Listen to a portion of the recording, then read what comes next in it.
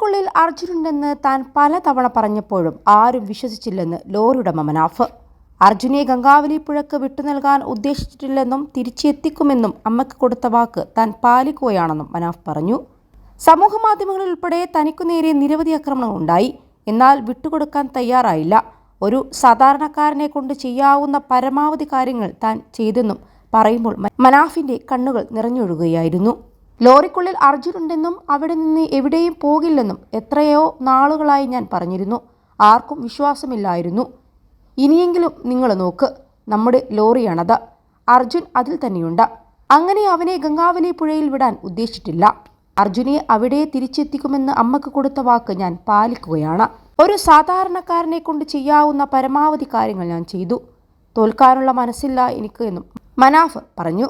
കാണാതായി 71-ാം നാളാണ് അർജുൻ ഓടിച്ച ലോറി ബുധനാഴ്ച ഗംഗാവലി പുഴയിൽ കണ്ടെത്തിയത്. ക്യാബിനിൽ കണ്ടെത്തിയ മൃതദേഹം അർജുൻ്റെ തന്നെയാണെന്ന് സ്ഥിരീകരിക്കാൻ DNA പരിശോധന നടത്തും. നേരത്തെ അർജുൻ്റെ സഹോദരിയിൽ നിന്ന് DNA sample ശേഖരിച്ചിരുന്നു.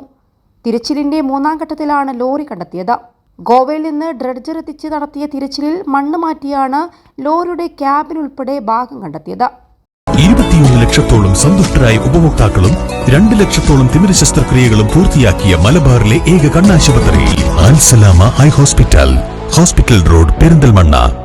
Retired major general Indrapalan അടയാളപ്പെടുത്തിയ മേഖലയിലാണ് ബുധനാഴ്ച തിരച്ചിൽ നടത്തിയത്.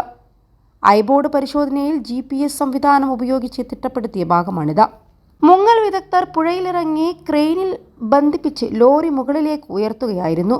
നേരത്തെ മുങ്ങൽ വിദഗ്ധരും നേവിയും ഉൾപ്പെടെ തിരച്ചിലിന് എത്തിയിരുന്നെങ്കിലും ലോറി കണ്ടെത്താൻ കഴിഞ്ഞിരുന്നില്ല. ലോറി കണ്ടെത്തിയതോടെ എല്ലാവർക്കുമുള്ള ഉത്തരം ഇതോടെ ലഭിച്ചെന്ന് അർജുന്റെ സഹോദരി ഭർത്താവ് ജിതിൻ പറഞ്ഞു. അർജുന് വേണ്ടിയുള്ള തിരച്ചിൽ തുടങ്ങിയത് മുതൽ ജിതിൻ ശിരൂരിലുണ്ട്. അർജുൻ തിരിച്ചുവരില്ലെന്ന് ഉറപ്പായിരുന്നു. എന്നാൽ എന്തെങ്കിലും അവശേഷിപ്പ് കണ്ടെത്തുക എന്നുള്ളതായിരുന്നു പ്രധാനമെന്നും ജിതിൻ പറഞ്ഞു. ഇക്കഴിഞ്ഞ ജൂലൈ 16-നാണ് അർജുനെ കാണാതായത്.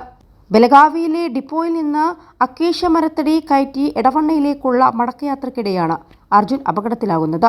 ശിരൂരിലെ മണ്ണിടിച്ചിൽ സമയത്ത് അർജുൻ അവിടെ ഉണ്ടായിരുന്നോ എന്ന കാര്യത്തിൽ തുടക്കത്തിൽ വ്യക്തത ഉണ്ടായിരുന്നില്ല. എന്നാൽ മണ്ണിടിച്ചിലുണ്ടായ പ്രദേശത്ത് എത്തിയപ്പോൾ അർജുൻ വിളിച്ച ഫോൺ കോൾ ഉൾപ്പെടെ പിന്നീട് ഇതിനുള്ള സാധ്യത തെളിയുകയായിരുന്നു.